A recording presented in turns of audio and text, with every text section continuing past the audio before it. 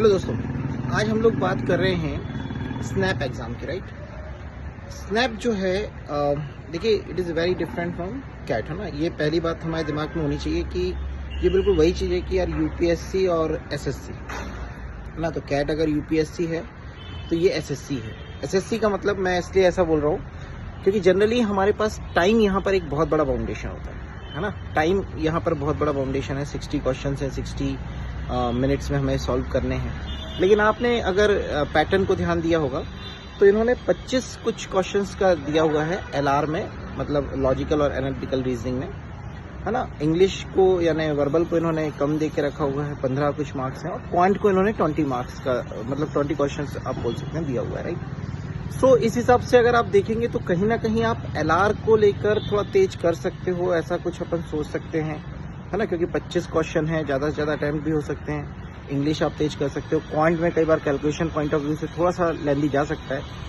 So I think थोड़ा सा आपको जो है अपनी प्लानिंग में वही चीज़ रखनी पड़ेगी कि थोड़ा फास्ट आपको करना है। तो कैट जैसा सोचना नहीं है ना। डेफिनेटली आपकी कोशिश क्या होनी चाहिए कि आपको कम समय में ज़्यादा से ज़्यादा, मतलब 20-20 मैच आपको खेलना है एक तरीके से। राइट, तो इस तरीके से आपको अपनी पहले साइकोलॉजी बनानी पड़ेगी। डेफिनेटली जो आ रहा है वो फटाफट, और इतना बस एक बात का ध्यान रखिएगा, पढ़ना है और बस आंसर देना है। अगर पढ़ने में ही आंसर आ गया तो ठीक है, नहीं तो आगे बढ़ो, है ना।